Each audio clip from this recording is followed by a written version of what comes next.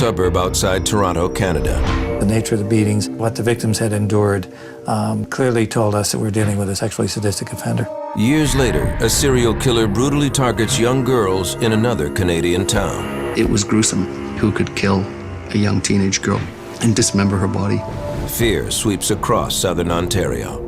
The bloody trail leads police to a pair of unlikely suspects, a young, beautiful married couple. The idea that these were the bad guys, that they were capable of doing anything so vile, is something that's hard for us to comprehend. She assaulted her sister. It was absolutely mind-boggling. It's the most sensational and probably one of the most sinister cases in Canadian history. Saturday, June 29th, 1991, at a quiet recreational area near the town of St. Catharines in Ontario, Canada, some fishermen make a horrifying discovery. At one end of Lake Gibson, they notice several concrete blocks partially submerged in the water. They take a closer look and are shocked to find what appear to be pieces of human flesh protruding from the cracks. Niagara Regional Police search the murky waters for more clues. They find a total of 8 concrete blocks. Each contains body parts. We believe the party to be a female, young female. It could be between 14 to 24 years of age.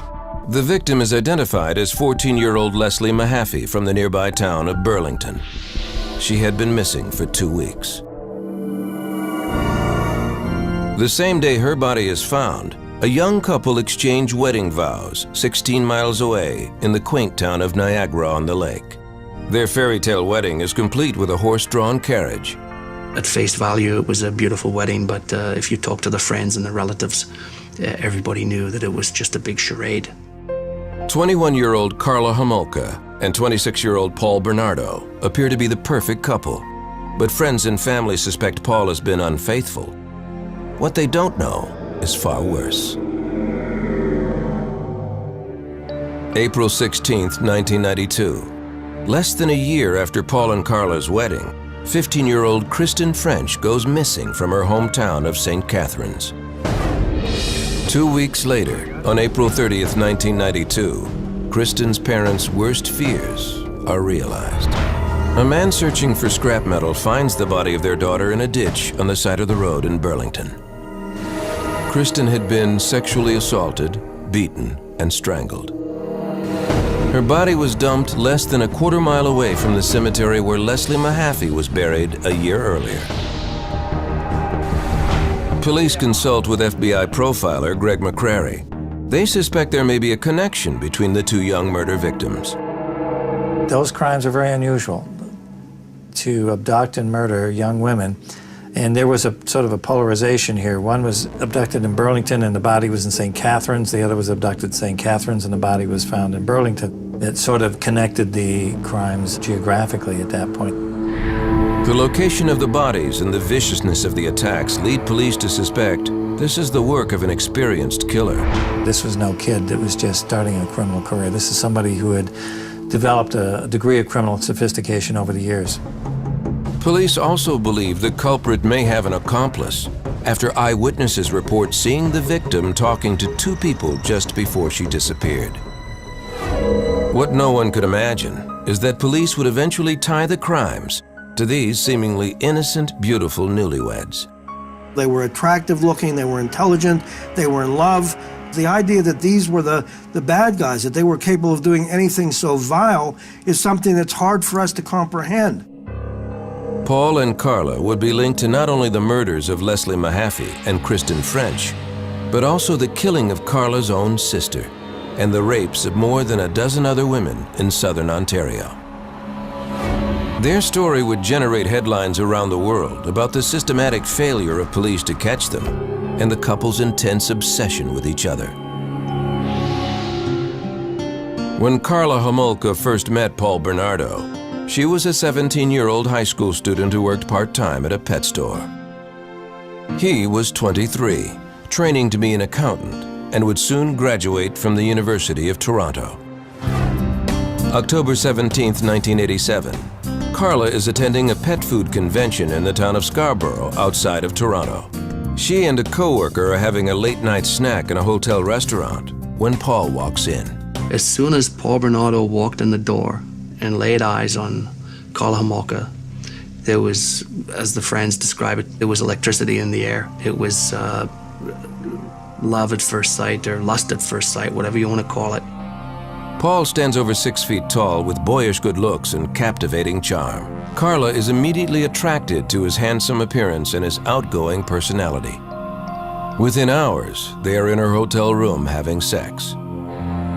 My sense is that Karla was extremely insecure and was looking for a strong man.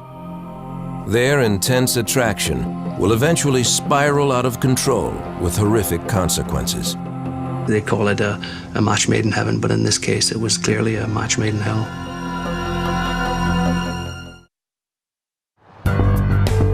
October 1987, when 17-year-old Karla Homolka first met Paul Bernardo in Scarborough, Ontario, it was lust at first sight. Karla believed 23-year-old Paul was the man of her dreams. But he was a man with dark secrets, and she was a young woman who would do anything for him. The oldest of 3 daughters, Karla Homolka was a popular and pretty girl. She grew up in St. Catharines on the southern shore of Lake Ontario. In high school, Karla had several boyfriends, but no one like Paul Bernardo. He was 6 years her senior, and in her mind, the perfect catch. She bragged to friends about his maturity and good looks, and Paul was quite taken with Karla, too. It was a perfect match for Bernardo. He'd found his soulmate. He'd found the woman who would do anything, and ultimately she did do anything.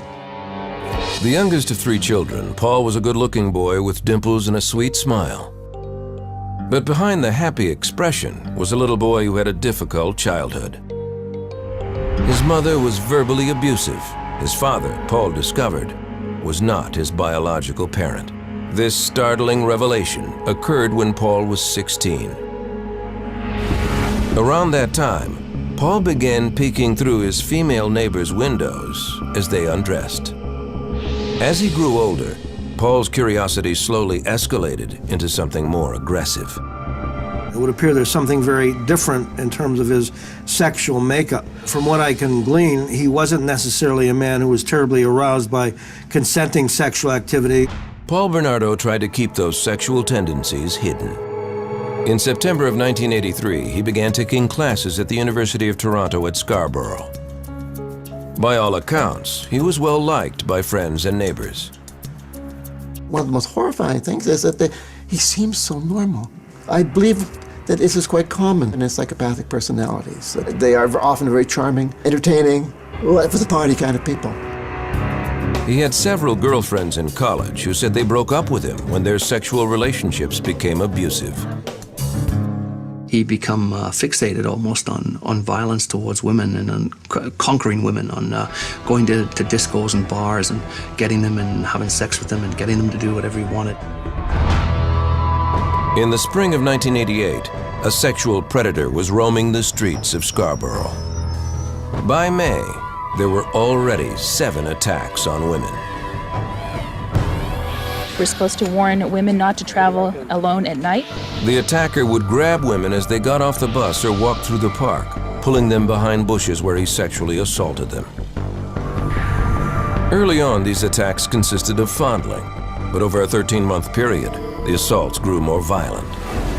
The media dubbed the attacker the Scarborough Rapist. Women were forced to perform intercourse, oral sex, and sodomy, and were sometimes beaten. Everybody knew about the Scarborough Rapist. Everybody was on their guard, and it was a nightmare for many young women, and it was a real nightmare for the women who unfortunately happened to be pounced on by him. The Metropolitan Toronto Police Department took statements from the victims, but they couldn't get an accurate description. The women had been attacked from behind and didn't clearly see his face. All they could tell was that he was young and good-looking, with light-colored hair. Police found another common characteristic among the attacks. The attacker forced the victims to call themselves degrading names, such as slut. Nobody had a clue who the Scarborough rapist was. The Toronto police were working diligently on the case. They'd taken as many as, I believe, 100 DNA samples from potential suspects. In the fall of 1988, the Toronto police called an FBI profiler, Greg McCrary, to assist in the search for the Scarborough rapist. Over the next several months, McCrary analyzed police reports and was able to link 4 more attacks to the Scarborough rapist, bringing the number up to 11. This was a very dangerous subtype of rapist. It was very anger-based, perhaps even sadistic in nature. They're rare, but they're very, very dangerous offenders. McCrary's concerns grew as the assaults became more serious. Not only were these women being brutalized, but we felt we're on the verge of perhaps this thing moving over the line into homicide, and that's what had everybody's attention. When one sees a serial rapist, there is a high probability that they're being driven by a sexual drive that's been misdirected, and that they are going to continue to be driven in that fashion unless we intervene through catching them. Special Agent McCrary developed a description of someone he thought police should be looking for. We felt this was more of a high-functioning, intelligent, psychopathic, sexually sadistic sort of offender. And he lives in the Scarborough area in a dependent situation, probably with family members. Early 20s, has a violent relationship with women, even women that he's in a relationship with. When Paul Bernardo and Karla Homolka first met in the fall of 1987, there had already been 3 attacks linked to the Scarborough rapist. Karla never suspected the man she was falling in love with could be linked to such brutal crimes. At first, Paul Bernardo showered her with flowers, with gifts, and treated her really well. He was a considerate person. He was a considerate lover. He was a nice guy. And she flaunted him something fierce. Paul and Karla's relationship quickly intensified, both physically and emotionally. Over the next year and a half, Paul drove to St. Catharines to visit Karla several times a week, an 80-mile trip. Her family adored him and wasn't concerned with their 6-year age difference. Like 19-year-old Karla, her parents thought Paul was a perfect catch. In the spring of 1989, Karla graduated from high school. By the fall of that year, Karla was telling friends that Paul had been verbally abusing her, but she was always quick to forgive him. That December, Paul and Karla took a romantic trip to Niagara Falls. There, he asked her to marry him. She eagerly accepted. To her parents, he seemed like an excellent choice for a husband. He was good looking. He had ambitions to be a rap singer. He'd been trained as an accountant, had a degree from the University of Toronto. Certainly he had all the credentials to be a dream son-in-law. They set a wedding date for the spring of 1991. May 29, 1990, police released a composite sketch of the Scarborough rapist to the media. The composite sketch came out about the time we were doing the profile. One of the victims got a pretty good look. When the sketch was released, friends of Paul Bernardo were stunned by what they saw. Paul Bernardo's best friends had in fact contacted Toronto police and said, this artist's concept is a ringer for Paul Bernardo.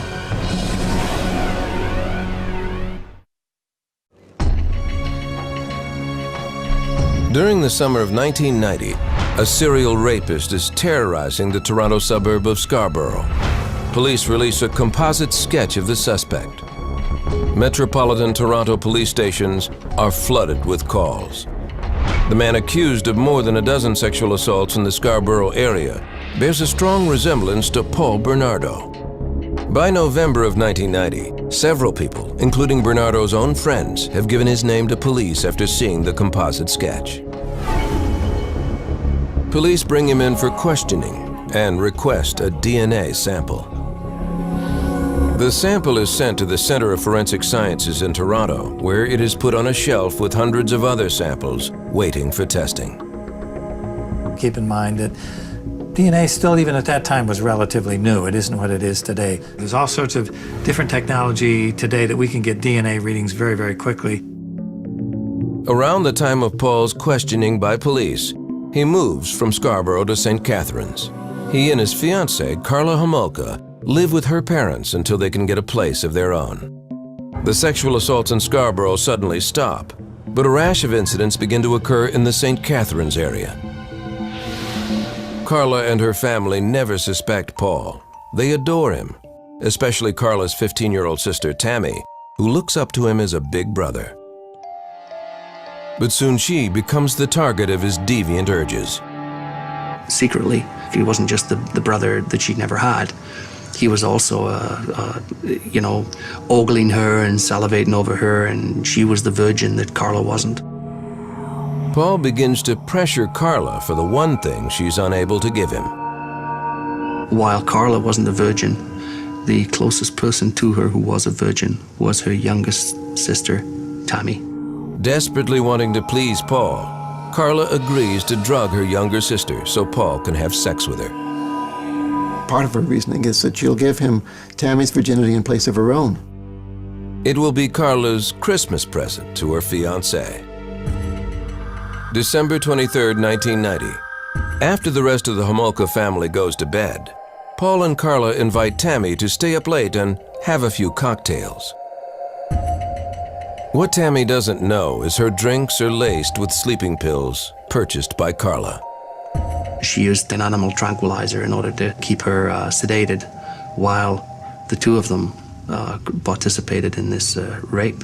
Karla uses another drug stolen from the veterinary clinic where she works to keep her sister unconscious. She soaks a rag with the drug halothane and keeps it over her sister's face while Paul rapes the young girl. They videotaped the entire episode. All this happens while the rest of the family is asleep upstairs. Most people videotape their family holidays and their children's first, second, third, and so on birthday. But he liked to videotape, in his eyes, his sexual contrast. Paul then orders Karla to assault her own sister. On videotape, Paul rapes her, and so does Karla.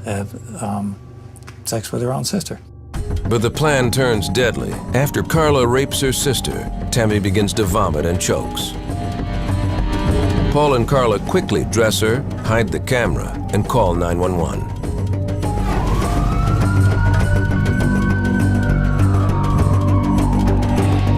When paramedics arrive, the couple says they had tried to revive Tammy after she passed out from drinking. Tammy is taken to the hospital, where in the early hours of Christmas Eve, she is pronounced dead. It never crossed anybody's mind that her own sister had participated in the killing. Although doctors find a mysterious burn mark on Tammy's face, where Karla held the halothane-soaked rag, they conclude that she died of natural causes. Paul and Karla claim the mark as a rug burn caused by their attempt to revive Tammy. Karla's parents view the death of their youngest child as a tragic accident, something that could happen to any teenager.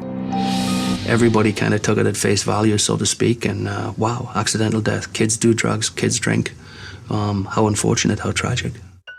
A month later, Karla and Paul move out of the Homolka house and into their own home. They move into this two-story bungalow in Port Dalhousie, a small town near St. Catharines.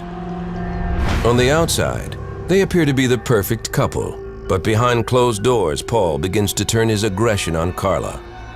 He teases Karla that he is the Scarborough rapist and begins physically abusing her. Any thoughts Karla has of leaving Paul are diminished by her insecurities and fear that he will tell her parents about her involvement in Tammy's death.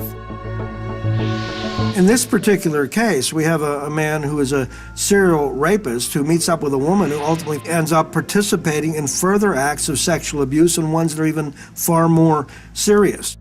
Paul Bernardo had given a DNA sample to police more than 2 months earlier, but it still hadn't been tested.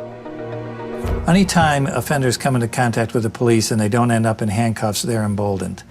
They think they're better, smarter than the police. June 15th, 1991.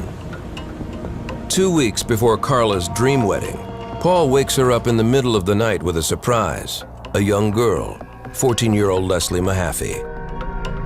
He had abducted Leslie from her own backyard, luring the teenager into his car with a cigarette.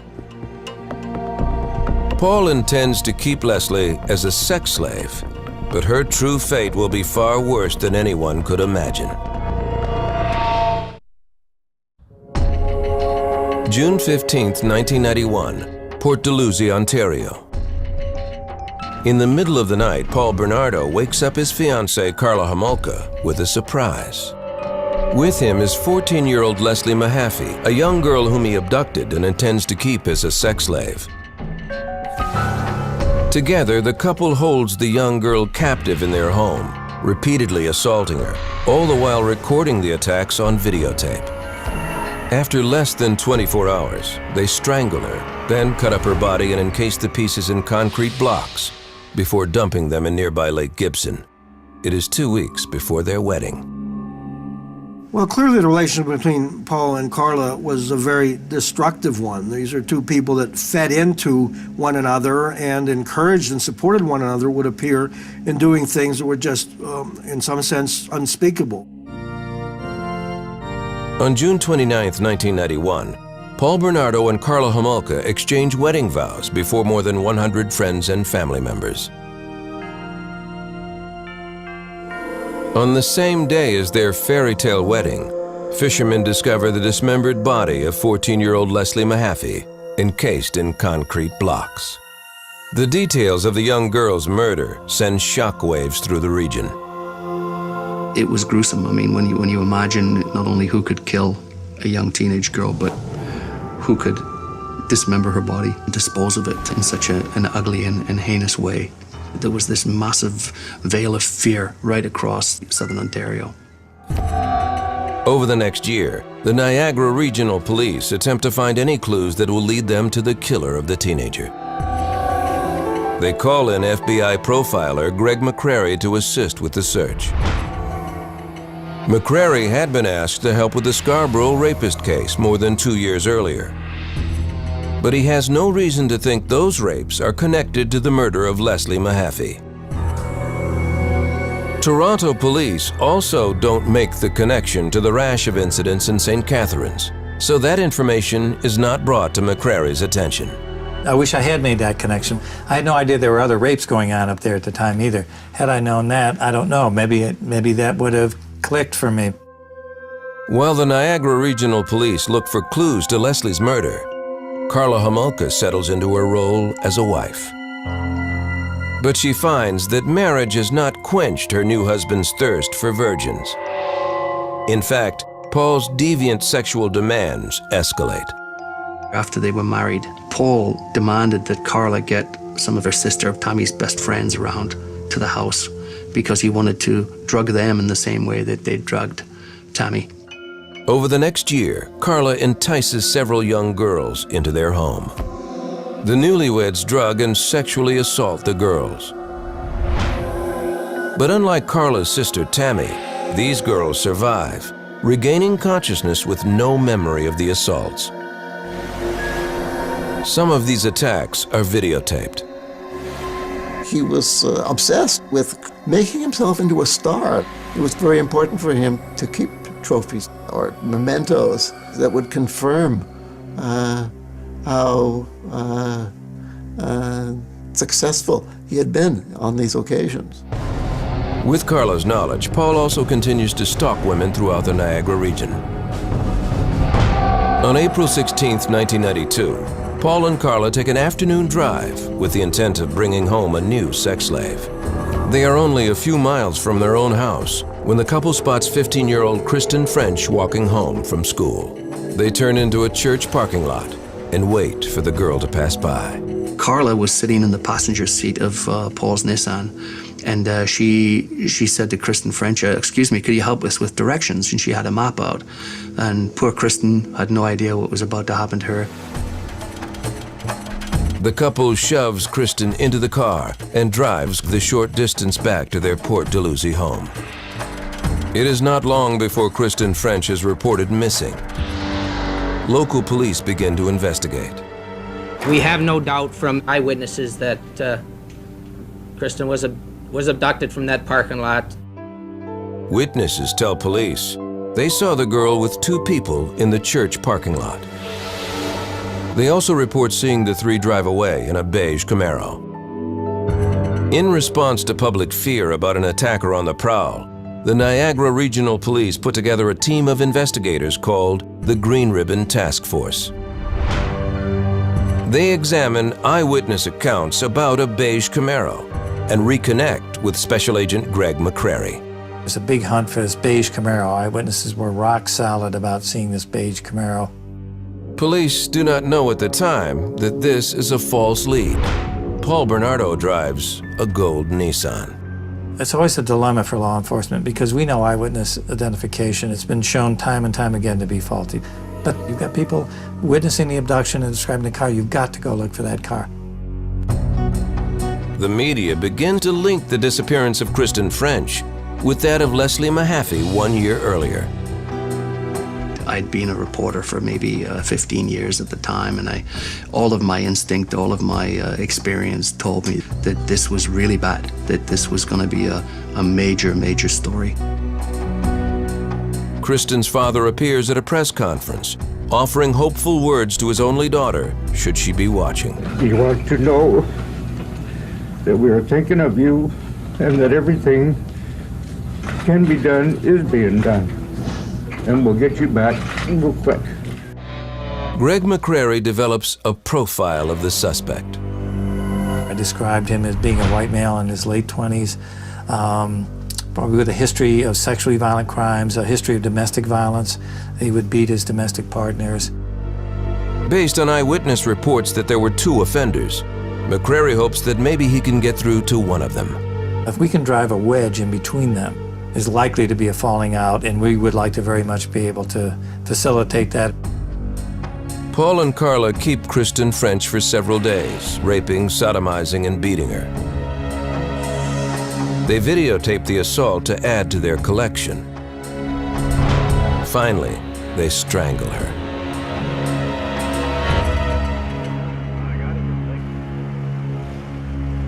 On April 30th, 1992, Kristen's body is found. Paul Bernardo has left the body of the St. Catherine's teen more than 30 miles away in the neighboring town of Burlington. Her body is discovered in a ditch near the cemetery where Leslie Mahaffey was laid to rest. While authorities attempt to link the 2 cases, local media feed the public's hunger. I mean, we covered it extensively, probably more than any other paper, but there was an audience and an appetite for that. As the hunt for a possible serial killer monopolizes the news, Paul and Karla's relationship becomes even more violent. In January 1993, a severe beating at the hands of Paul sends Karla to the emergency room. Around the same time, the DNA samples collected more than 2 years earlier in the Scarborough rapist case are finally processed. After sorting through hundreds of samples, Paul Bernardo is identified as the man responsible for the Scarborough rapes. He is now living 80 miles away in Port Dalhousie, where Kristen French and Leslie Mahaffey were murdered. That was a moment where I was both excited and frustrated. They had identified Paul Bernardo now as being the Scarborough rapist, and then he had moved into this area and became prime suspect, #1 suspect in this case. Bernardo had been identified and questioned based on a composite sketch of the Scarborough rapist more than 2 years earlier. At that time, he had also given a sample of his DNA. I think he was more brazen and more aggressive than ever, thinking that for whatever reason he'd beaten the system. After investigators connect the 3 cases, reporter Alan Cairns gets the police tip of a lifetime. The guy said, pull your Scarborough rapist files. And I remember, no, it's the Kristen French murder. And the Leslie Mahaffey murder, he said, pull your Scarborough rapist guy files. It's the same guy. And I was stunned. Huge, huge story.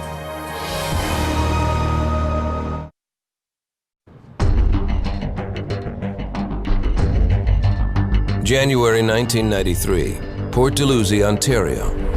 Paul Bernardo and Karla Homolka get into a violent fight, landing her in the hospital with severe injuries. Paul had attacked Karla with a flashlight, leaving her with 2 black eyes, a broken rib, and severe bruising. After less than 2 years of marriage, she decides to move out. Around that same time, Toronto police contact Karla to discuss the DNA results of the Scarborough rapist case.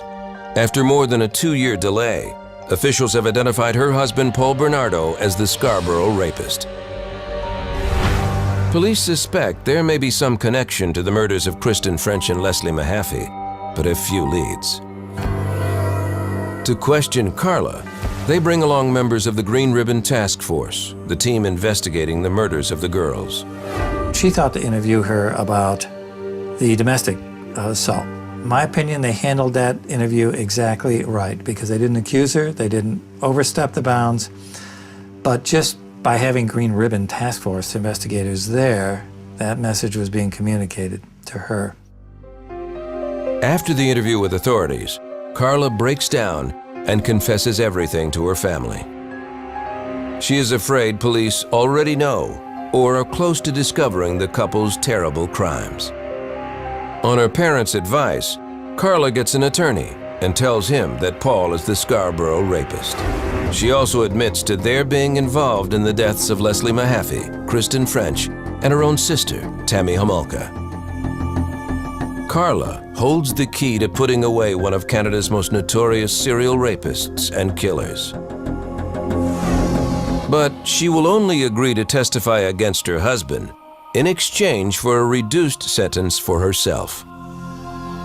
Her attorney began to cut a deal, and that, of course, was of tremendous interest, to all the investigators, being able to shed some direct light on these murders and what was going on. Karla makes a full confession to police. She confirms that Paul is the Scarborough rapist, then places complete blame on him for the deaths of all 3 girls. She says that Paul forced her to be a part of the attacks against her will.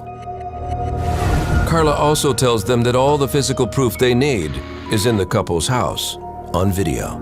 When it came together, it was the aha moment. It's the, it makes perfect sense now.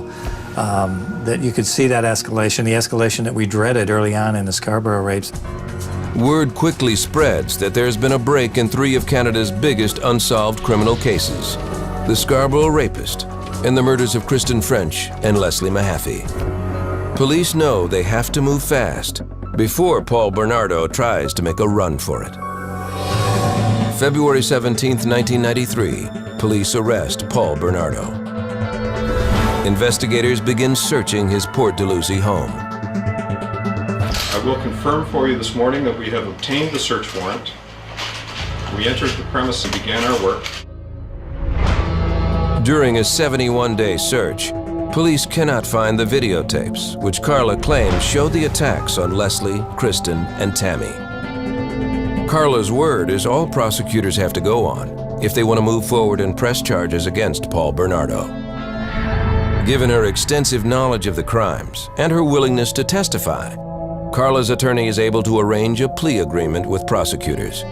They made a deal with Karla Homolka because they had no choice. They did not have direct evidence linking Paul Bernardo to the murder victims. In exchange for her testimony against her husband, Karla receives a reduced sentence for her involvement in the murders. The deal is kept secret from the public. June 28, 1993. Karla appears in court to face the charges against her. Although reporters are allowed in the courtroom, they are only allowed to report on the charges and a sentence. This restriction is uncommon in Canadian courts and frustrates many reporters. The publication ban actually spurred the media to write even more about what they didn't know, to write even more about their unanswered questions, and to stir up public indignation about the public right to know being denied. It suddenly dawned on us how big this case was and how brutal and how awful and how psychologically twisted this case was. In court, Karla's attorney portrays her as an abused wife, forced to participate in her husband's criminal activities. Karla is convicted on manslaughter charges stemming from her involvement in the murders of Kristen French and Leslie Mahaffey. She receives two 12-year sentences. The terms are to be served concurrently.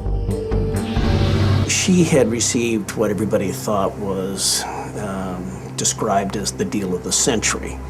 What she had participated in, though, was not generally known publicly. The light sentence causes widespread speculation about a secret plea agreement. Since her plea was not allowed to be publicized, it was inferred that it must have been a guilty plea. According to the government, the plea agreement and the full facts of the case are being kept secret to ensure a fair trial for Paul Bernardo. The public is divided about being left in the dark. Hear no justice, see no justice, speak no justice. The law's an ass. All we need to know is that justice is served. We don't need to know what the girls went through. Karla Homolka is sent to Kingston Prison for Women. In August of 1993, while in prison, Karla files for divorce. The next time she will see Paul is in court, testifying against him. It is then that the full shocking details of the couple's crimes will be made public. The interest in this case was not sparked so much by the brutality of the murders. It was essentially fed by disbelief that such an attractive man and such a beautiful young girl could team up and be involved in something so bad. I mean, the Americans coined them Ken and Barbie, and you know, there was something to be said about that. Ken and Barbie's darkest secrets will soon be revealed when the couple's missing videotapes finally surface.